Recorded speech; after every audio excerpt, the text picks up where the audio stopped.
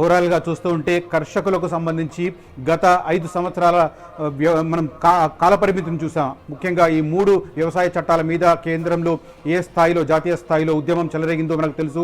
నరేంద్ర మోదీ తన 2వ విడతలో పూర్తిగా రైతాంగాన్ని విస్మరించారు అన్న ఒక అపప్రద మూట కట్టుకున్నారు. ఇప్పుడు 3వసారి పదవీ బాధ్యతలు చేపట్టిన తర్వాత దాన్ని అడ్రస్ చేసే దిశగా తొలి సంతకం, తొలి ఫైల్ కర్షకులకు సంబంధించి 9.5 కోట్ల మంది కర్షకులకు బెనిఫిట్ అయ్యే రకంగా 7వ విడత కిసాన్ సమ్మాన్ నిధులను విడుదల చేస్తూ 20,000 కోట్ల రూపాయలను రిలీజ్ చేస్తూ తొలి సంతకం ప్రధానమంత్రి నరేంద్ర మోదీ కాసేపటి క్రితం పదవీ బాధ్యతలు చేపట్టిన తర్వాత ఆఫీసును అజ్యూమ్ చేసిన తర్వాత తీసుకున్న తొలి నిర్ణయం, తొలి సంతకం ఆ ఫైల్ మీద చేసినట్టుగా తెలుస్తోంది. ఇక సాయంత్రం కేంద్ర కేబినెట్ భేటీ కాబోతోంది. ఇందులో కూడా చాలా కీలకమైన నిర్ణయం జరగబోతోంది.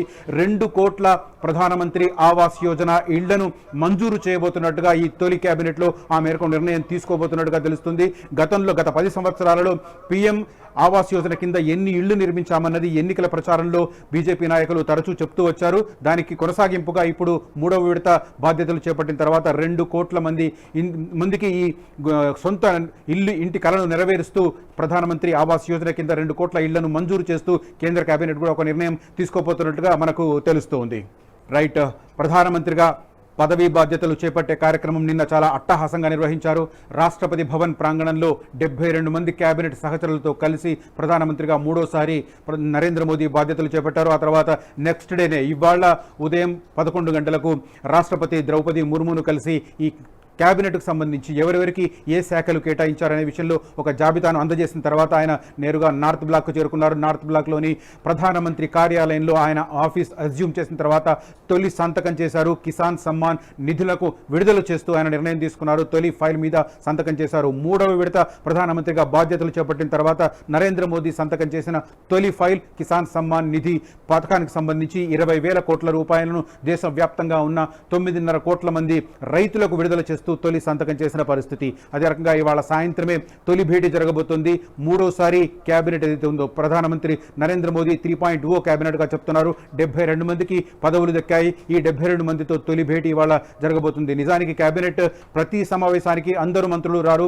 కేబినెట్ హోదా ఉన్న వాళ్ళు, అదే రకంగా ఇండిపెండెంట్ హోదా ఉన్న సహాయ మంత్రులు మాత్రమే హాజరవుతారు. మిగతా సహాయ మంత్రులు రావాల్సిన అవసరం లేదు. కానీ తొలిసారి ఇవాళ భేటీ జరగబోతోంది. తొలి భేటీలో 3వ విడతలో తొలి భేటీ కాబట్టి ఆల్మోస్ట్ 72 మంది కేబినెట్ భేటీ ఇవాళ జరగబోతుంది. అందులో చాలా క్రూషియల్ డెసిషన్స్ తీసుకోబోతున్నారన్న సమాచారం అందుతుంది.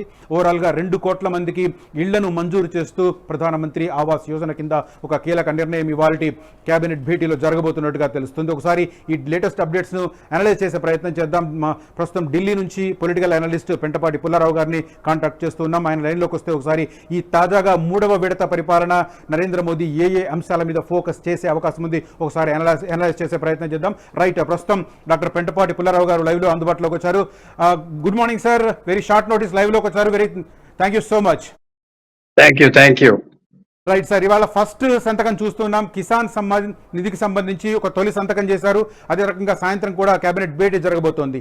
గతంలో మనం ఒక ఆరోపణ విన్నాం, రైతులను పూర్తిగా నిర్లక్ష్యం చేసింది మోదీ ప్రభుత్వం అంటూ వింటూ వచ్చాం. దాన్ని అడ్రస్ చేయడానికే ఇప్పుడు డెసిషన్స్ తీసుకుంటున్నారని మనం అర్థం చేసుకోవచ్చా?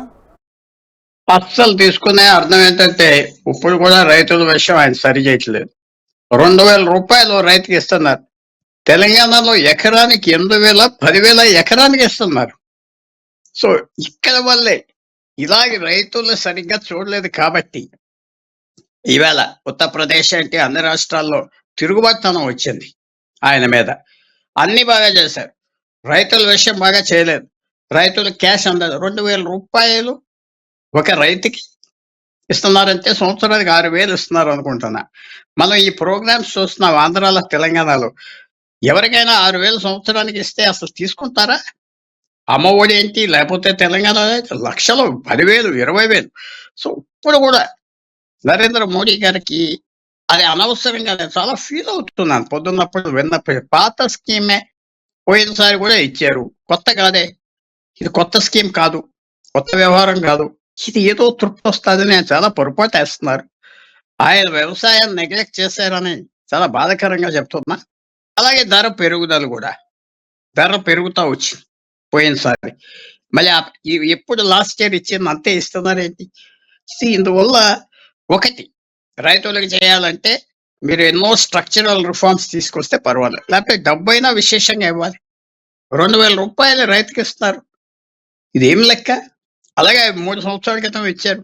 5 సంవత్సరాల క్రితం 2,000 ఇచ్చారు సెంట్రల్ గవర్నమెంట్. అందువల్ల ఇది ఉపయోగం కాదు రైతులకి.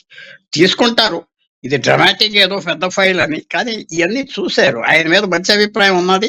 కానీ ఆ అభిప్రాయం తగ్గట్టుగా ఇదేం చేయట్లేదు. ఏదో సింబాలిక్‌గా ఫస్ట్ ఫైల్ చేశామంటున్నారు కానీ, ఇది సరిపడాది కాదు. 1% కూడా ఇది చాలదు. ఇలాంటి వ్యవహారం చేస్తే రైతులతో ఇంకా కోపం వస్తది. ఎందుకంటే కొన్ని కారణాలు ఉన్నాయి. రైట్. ఈ ప్రభుత్వం బాధ్యతలు రైతులు చేపట్టిన సరిగ్గా తర్వాత చూడలేదని. బాధ్యతలు చేపట్టిన తర్వాత ఫస్ట్ డే ఇవాళే మనం అనూహ్యమైన నిర్ణయాలు ఎక్స్పెక్ట్ చేయలేము. కాకపోతే ఈసారి 10 ఏళ్ల తర్వాత సంకీర్ణం ఏర్పడబోతోంది. అంటే సంకీర్ణ ప్రభుత్వం ఏర్పాటైంది. అదే రకంగా మిత్రపక్షాల మీద ఆధారపడాల్సిన పరిస్థితి. ఏ మేరకు వారి ఇన్ఫ్లుయెన్స్ ఉండే అవకాశం ఉంది? మోదీ రూలింగ్ స్టైల్ ఏమన్నా మారే అవకాశాలు కనిపిస్తున్నాయా? చాలా తక్కువ. ఎందుకంటే వీళ్ళు ఎవరైతే అలయన్స్ గా ఉన్నారో వాళ్ళు కొంత బలం మీద పోస్ట్ పోల్ అలయన్స్ కాదు కదా, ప్రీ పోల్ అలయన్స్. ఎలక్షన్ మొదలు కలిసి మోడీ చుట్టూరా తిరిగి టికెట్లతో ఒప్పుకున్నారు. నితీష్ కుమార్కి 12 మంది ఎంపీలు వచ్చారు. బీజేపీ సపోర్ట్ లేకపోతే ఆయన గెలవరు, ఆయనకు తెలుసు కదా. ఆయన వెళ్ళిపోయినా ఎంపీలు ఉంటారు. సరే, చంద్రబాబు నాయుడు గారు పెద్ద నాయకుడు, ఆయన గెలిచేదా? పవన్ కళ్యాణ్ బలం లేకపోతే, బీజేపీ అక్కడ బలం లేకపోతే గెలుస్తారా? గెలవరు కదా. ఆయనకి తెలియదా? అందువల్ల వాళ్ళు కూడా చాలా మర్యాదగా మొదలు 4 మినిస్ట్రీలు అడుగుతున్నాం, 5 అడుగుతున్నాం, రైల్వేస్ కావాలి, హైవేస్ కావాలి, ఏవో విన్నాం కదా. స్పోక్స్ పర్సన్ ఆఖరికి 2 ఒప్పుకున్నారు. సో మోడీకి రాను రాను ప్రతి డైలీ బలం పెరుగుతాడు. ఈవేళ సాఫ్ట్ గా ఉంటాడు, అదే నష్టం లేదు ఆయనకి, అడ్జస్ట్ అవుతాడు. వీళ్ళు వచ్చేసి మేము ఏదో చేస్తామంటే బలం లేదు వాళ్ళకి, అనవసరం కూడా.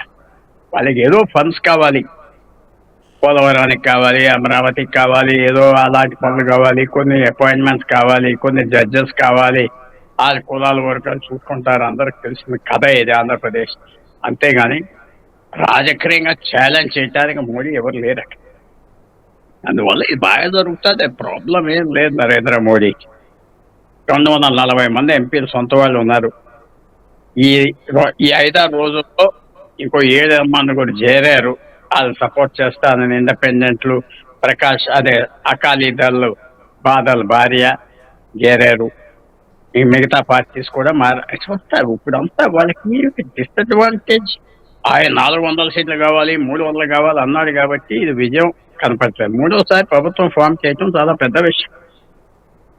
రైతాంగ ఫ్రంట్ లో ఫెయిల్ అవ్వాక, ధర పెరుగుదలలో ఫెయిల్ అవ్వాక, మధ్యతరగతి వాళ్ళు అన్హ్యాపీగా ఉండినా ఎలక్ట్ అవ్వేదంటే చాలా గొప్ప విషయం.